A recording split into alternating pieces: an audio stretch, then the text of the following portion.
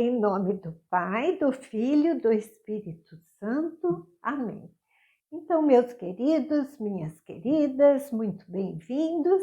Estamos aqui, não é? Já caminhando, já adiantados, os alunos já encaminhando os seus temas de TCC, encaminhando as suas indicações, não é? Então, agradeço a todos que já encaminharam e quem ainda não o fez, me envie, por favor, o seu tema do TCC e a indicação de 3 nomes que vocês gostariam que fosse o seu orientador.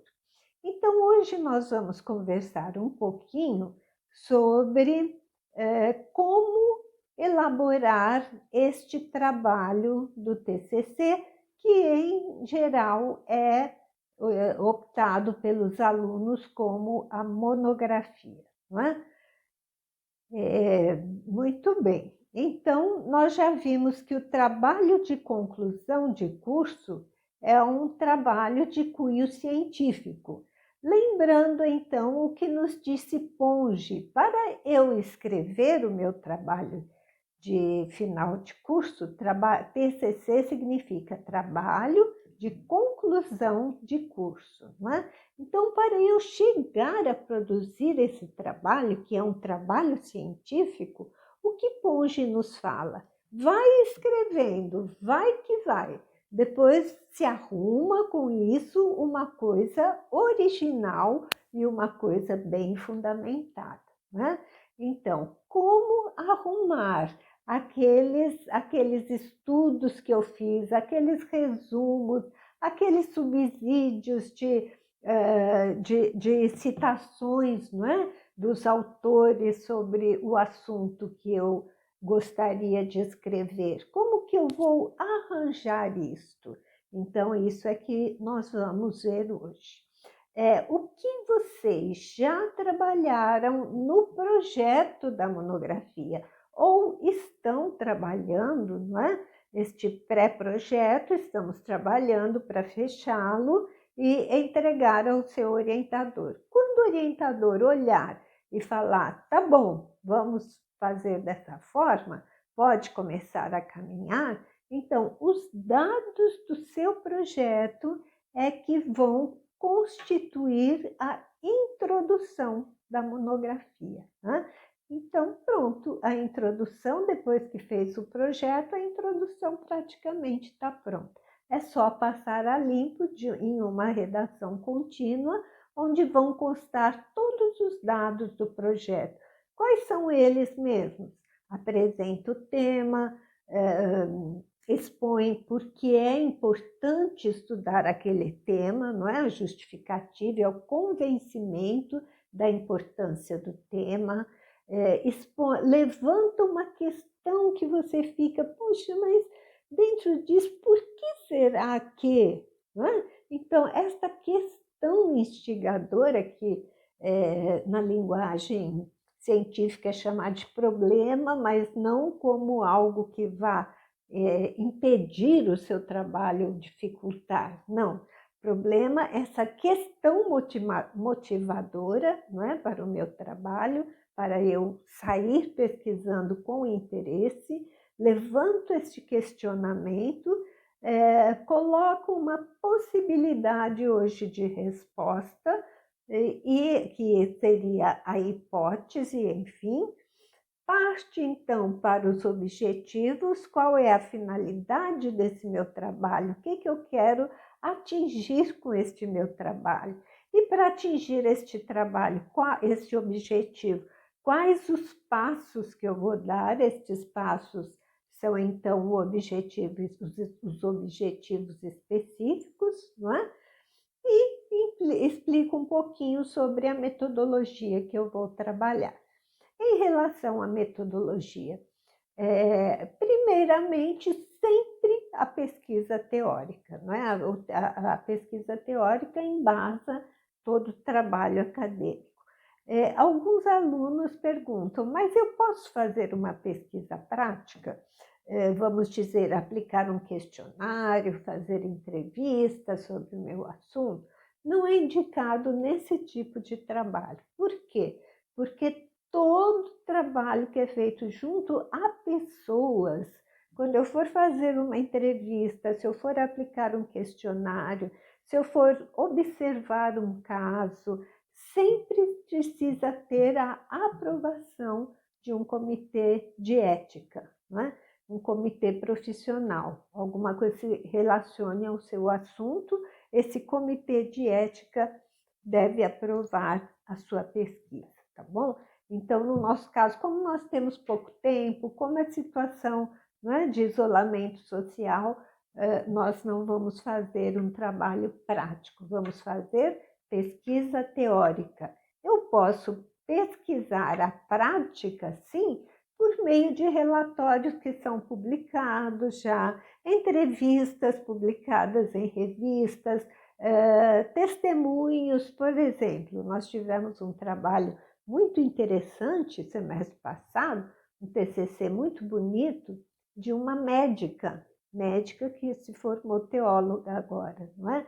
E ela estudou sobre a conversão de um médico em uma situação de doença, como ele chegou a se converter, e com toda a projeção da escatologia, né? Então ele teve uma revelação particular dos finais dos tempos, e nessa revelação ele se converteu.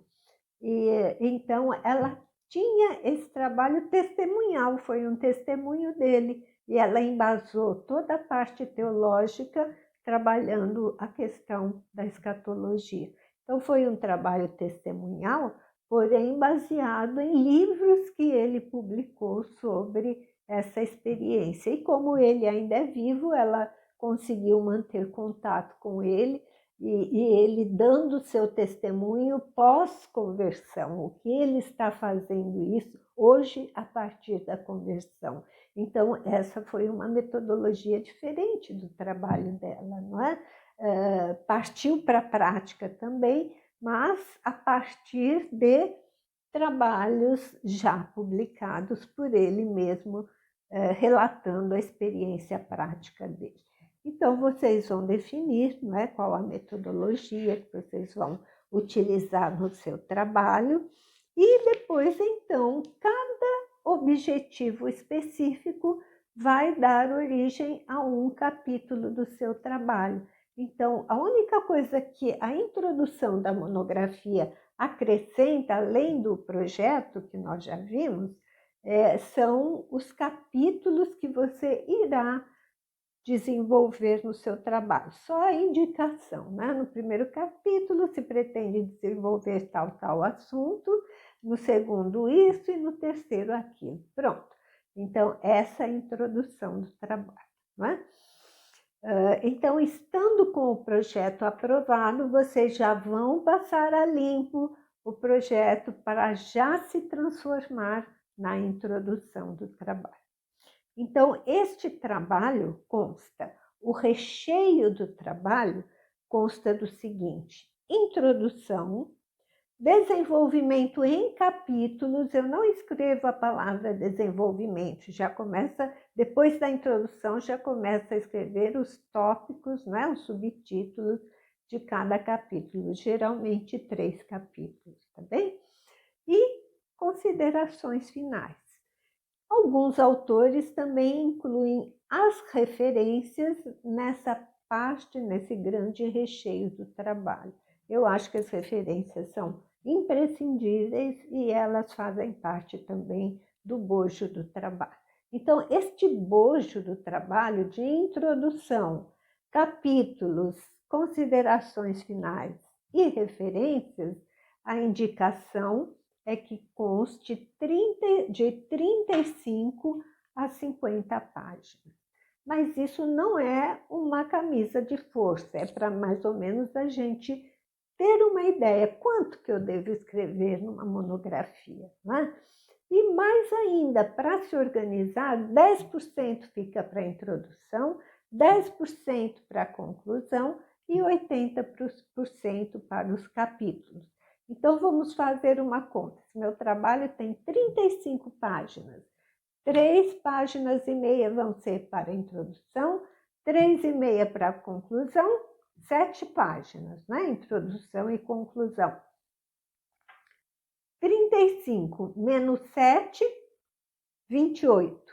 28 dividido por 3, 9 a 10. Né? Cada capítulo, então, vai ter de 9 a 10 páginas. Né? Cada capítulo é o quê? É um assunto que eu desenvolvo sobre aquele meu tema, do meu trabalho, tá bom? Então, para a gente mais ou menos se estruturar, o que é esta monografia? Nada a mais do que tantos trabalhos que vocês já fizeram durante o curso, não é mesmo? Um pouquinho mais trabalhado, um pouquinho mais aprofundado, um pouquinho mais estruturado em termos científicos. E o que vai estruturar em termos científicos o seu trabalho? As citações que vocês vão colocar no desenvolvimento dos capítulos. Então, vocês colocam as ideias que vocês tiveram, que foram resumindo, foram pesquisando, escrevendo no vai que vai depois, não é? Então, agora, onde que eu jogo essa minha ideia aqui? Ah, no terceiro capítulo.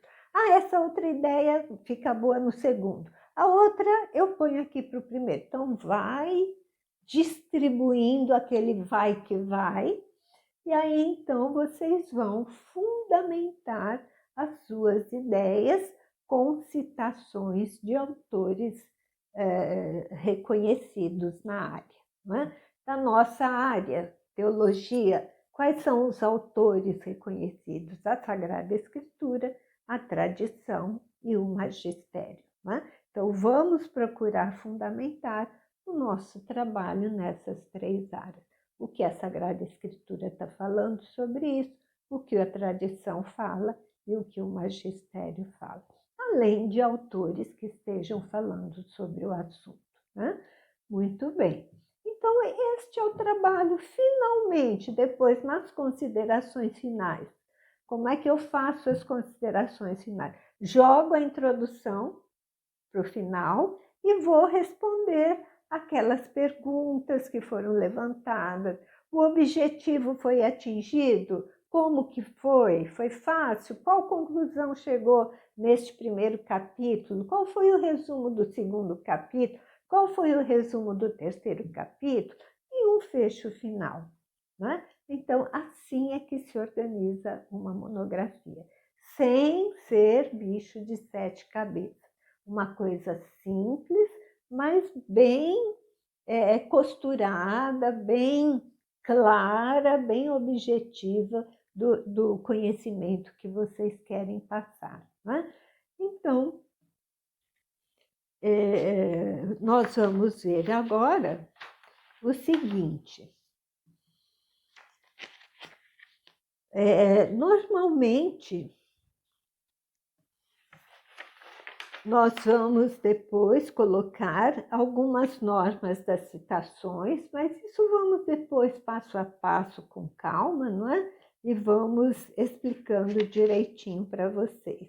Existem 2 tipos de sustentação em termos de citação. Pode ser uma citação breve, curta, que vocês vão fazer no próprio parágrafo, entre aspas, quando é uma citação direta. O que significa isso? Eu copiei as palavras do autor que está sustentando aquela minha ideia.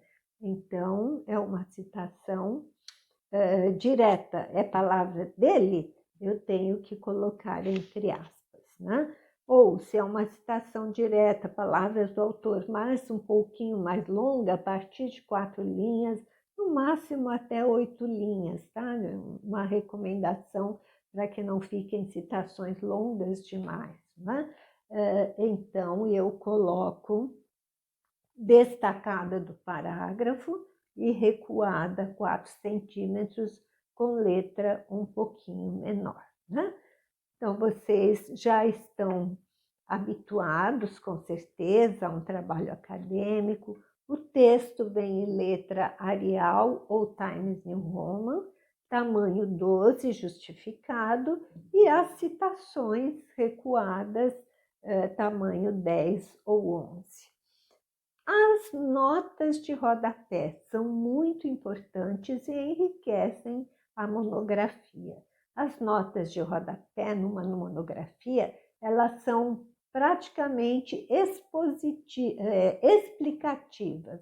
São para explicar um termo, por exemplo, que quem for ler meu trabalho talvez não tenha o conhecimento daquele termo. Então, eu explico na nota de rodapé o que vem a ser, né? Então, por exemplo, estou falando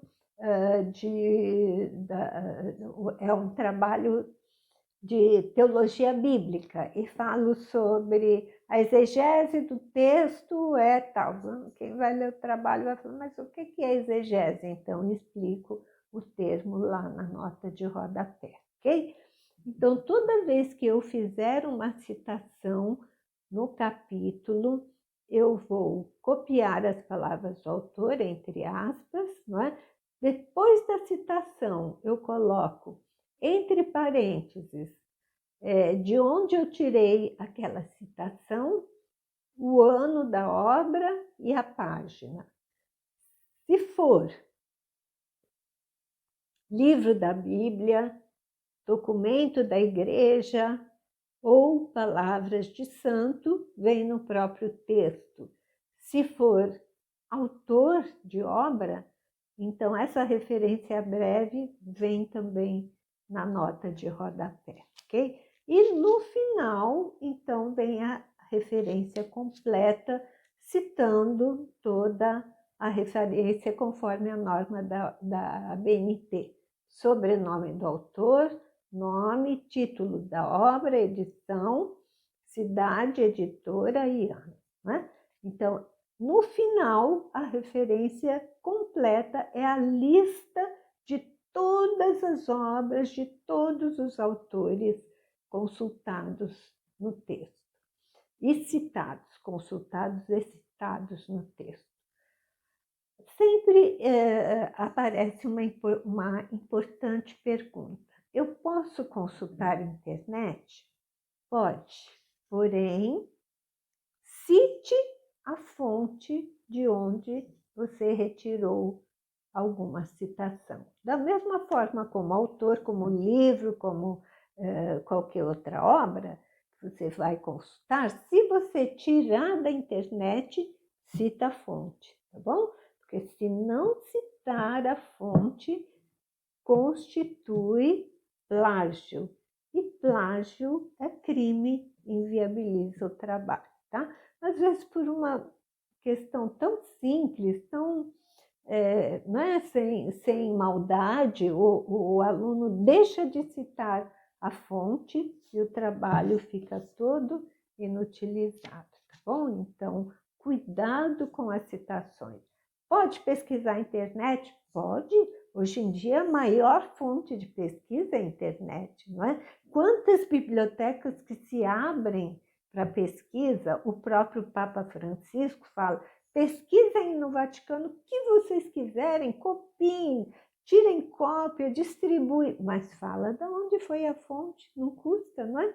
Foi pesquisado em tal site, o título é tal, o autor é tal, e pronto, aí eu posso pôr no meu trabalho, ok? Então, só ter esses cuidados que são muito importantes. Quando nós falamos do número de páginas, não é, da monografia, de 35 a 50, é uma média, é para nós nos organizarmos, né? Vamos supor, um aluno é conciso, com 32 páginas, ele escreveu maravilhosamente sobre o seu tema. O orientador está satisfeito. Então, tudo bem. Ah, vou encher linguiça, vou pegar mais 3 páginas da onde tá? Não, mais ou menos uma base, né? 50. Ah, mas tem aluno que faz 50 páginas?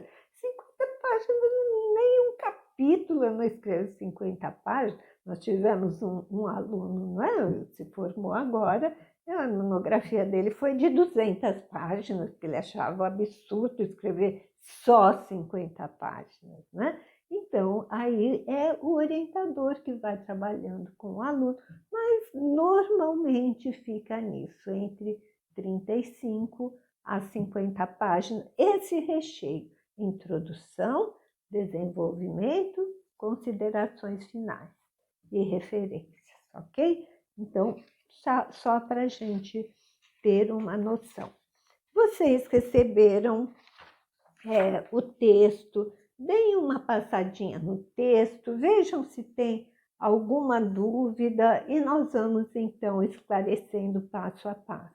Não adianta, não é, na aula de informação, encher a cabeça de normas, de passo a passo, porque aí só apavora. Vamos fazer pouquinho por vez que nós vamos conseguir chegar lá direitinho, ok?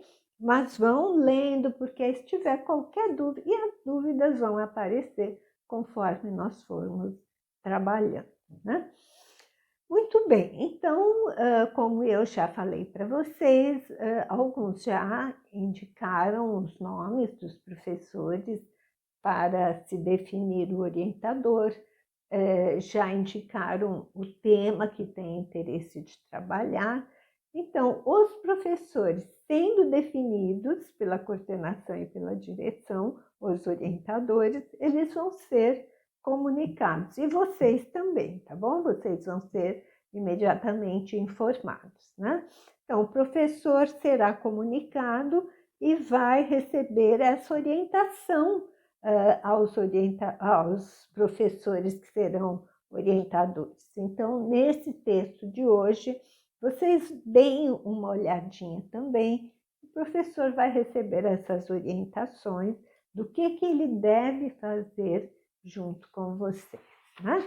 Então, muito importante que ele fique bem esclarecido para eles e para vocês também, né? Então, os convites já vão ser realizados, conforme forem sendo aceitos, será passado para vocês, não é? Assim que vocês receberem a confirmação do seu orientador, vocês podem começar a entrar em contato, ok? Mas isso nós vamos aos pouquinhos comunicar. Então, o que nós temos para hoje, para esta semana? Já ir adiantando o projeto, não é? O pré-projeto, que é o que vocês vão me encaminhar, vão fechar esse pré-projeto e vão encaminhar para mim, né?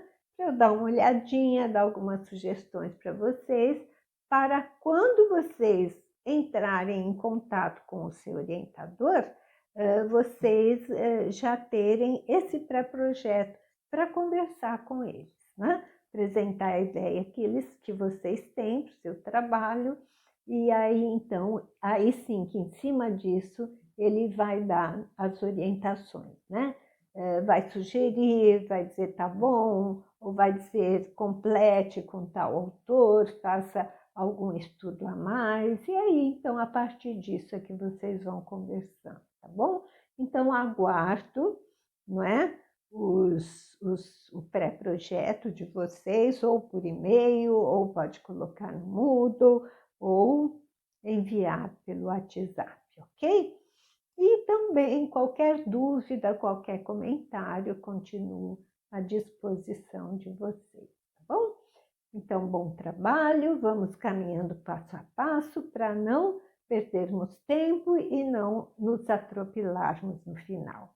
Uma boa semana, fiquem com Deus e até a próxima semana. Em nome do Pai, do Filho e do Espírito Santo. Amém. Glória ao Pai, ao Filho e ao Espírito Santo, como era no princípio, agora e sempre. Amém.